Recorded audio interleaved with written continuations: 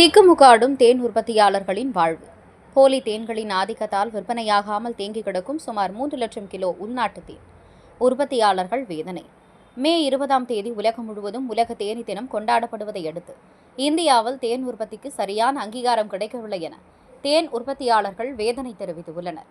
பொள்ளாச்சி பகுதியில் தோட்டங்களில் தென்னை, வாழை போன்ற பயிர்களுக்கு மத்தியில் காலணி அமைத்து விவசாயிகள் தேன் உற்பத்தி செய்து வருகின்றனர்.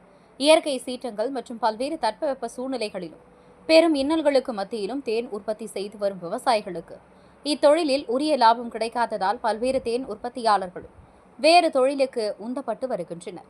சுமார் 1 கிலோ தேன் எடுக்க 3 மாதங்களாகும் நிலையில் அதற்கிடையே மழை, வெப்பக்காற்று போன்றவை தேன் உற்பத்தி செய்ய கடும் சவாலாக இருப்பதாகவும், கவர்ச்சிகரமான பேக்கிங், இலவசம் என வசீகரிக்கும் ஆஃபர்கள் மூலம் சந்தையில் அதிகமாக போலி தேன் உலவி வருகின்றன. கலப்பட தேன்களின் ஆதிக்கத்தால் தமிழகத்தில் மட்டும் உற்பத்தி செய்யப்பட்ட சுமார் 3 லட்சம் கிலோ தேன் தேக்கமாகி உள்ளதாக வருத்தம் தெரிவிக்கும் உற்பத்தியாளர்கள், உடலுக்கு ஆரோக்கியம் தரும் தேன் குறித்து போதிய புரிதல் இல்லாததாலும், தகுந்த விழிப்புணர்வு இல்லாததாலும் பொதுமக்கள் தேன் பயன்படுத்துவதில் தயக்கம் காட்டி வருவதாக குற்றச்சாட்டை முன்வைக்கின்றனர்.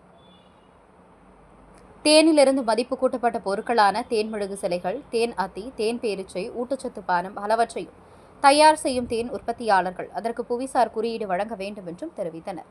இதுகுறித்து தேன் உற்பத்தியாளர் கூறுகையில், தேன் உற்பத்தியாளர்களுக்கு என தனிநல வாரியம் அமைக்க வேண்டும். சந்தையில் உள்ள போலி கலப்பட தேன் குறித்து விழிப்புணர்வு ஏற்படுத்த வேண்டும்.